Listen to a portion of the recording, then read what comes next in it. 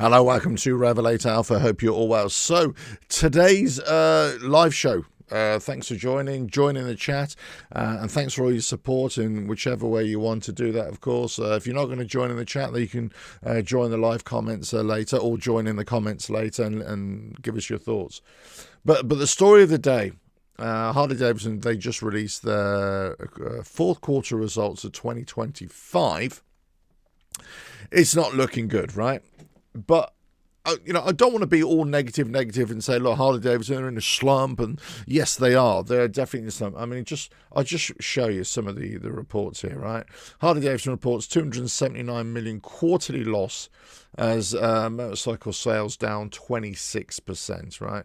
And it goes on. This is basically announced 333 million profit for 2025, a 26% decrease compared to 2024. If I look at the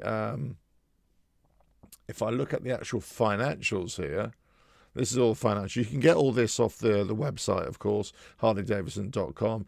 You go to the investors page right at the bottom.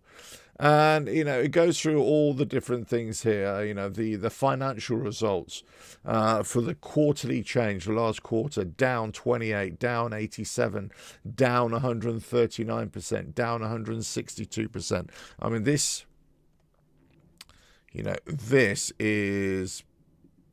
it's pretty bad, right? It's pretty bad. And then on a full year change, down 14, down 7, down 26, down 19%. It's not looking good. I mean, it's terrible in terms of financial sense. Now, there could be reasons for that as well, and I'm not going to get into that. And they do explain a lot of this reason for it. But they had a lot of differences between the company and their financial sector as well, which they go in line. The full year operating loss of Livewire itself was 75 million. It says here 75 million.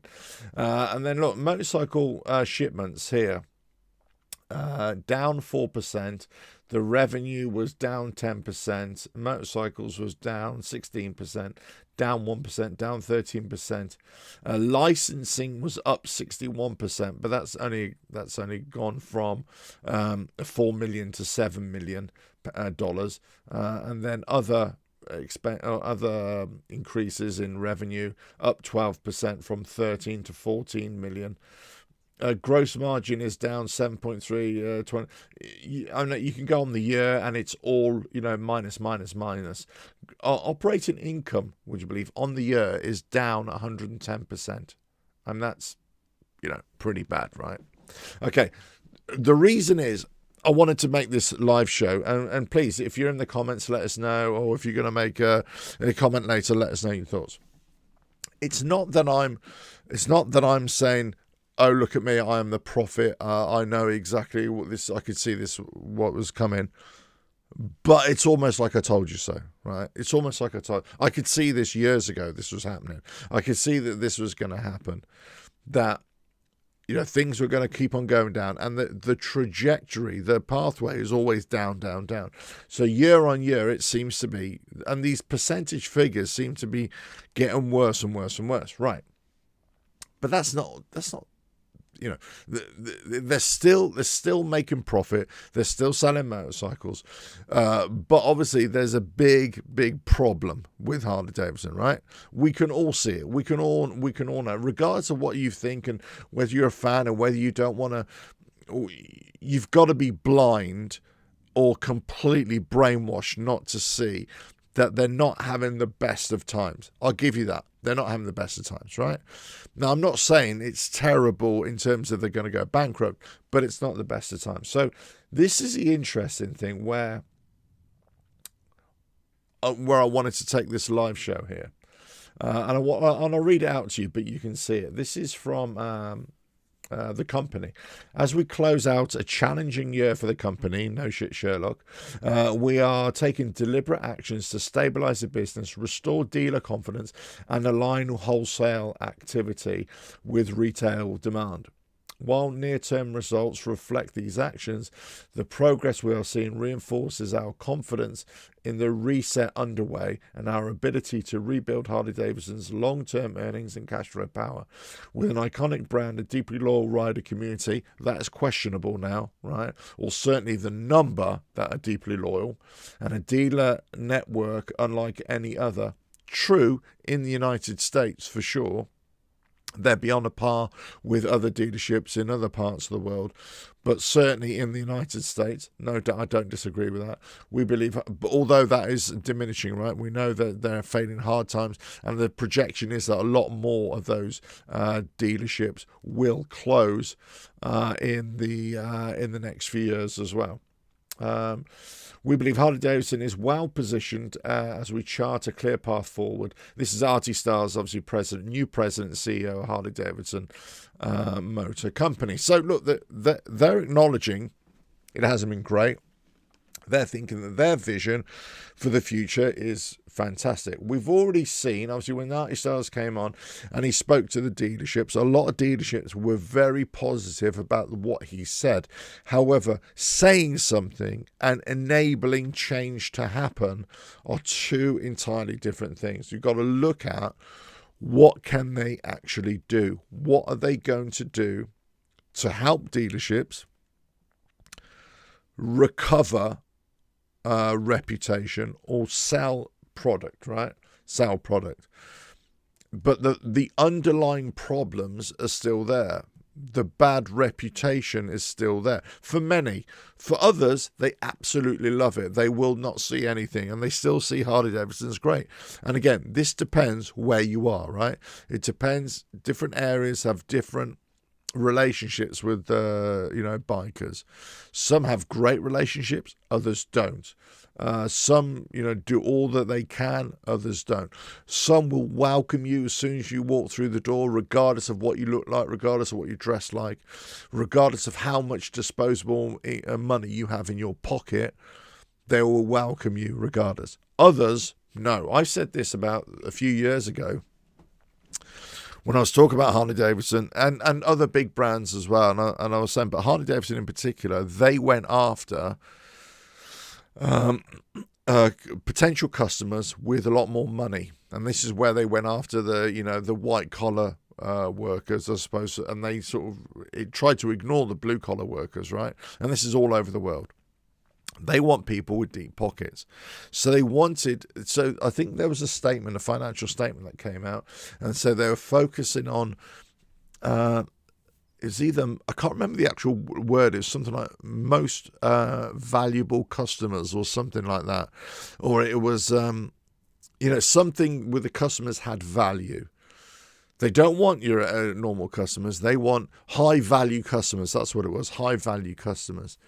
So high-value customers means that, you want people who are rich. Well, this also goes with fashions. Maybe those people are not buying these bikes, or they haven't got the disposable income that they thought they once had. And because you priced yourself to attract only that, then nobody else can afford it. And so if that market is starting to shrink and you're only selling expensive products right across the board, then there's a problem. Now, of course, I do acknowledge not everything in the Harley Davidson world is at 30,000, 40,000, 50,000 pounds, dollars, shekels. I understand that, but the profit margin has always been angled at that high end. It's not at the lower end. Okay, it's not at your Softails, and it's not at the Nightsters, let's say. Okay, it's definitely at the high end. And that's what's driven lots of people away. It's also the fact that the way dealerships have operated over many, many years, in some cases, not in all cases, but in some cases, has alienated many, many people. So it doesn't surprise me.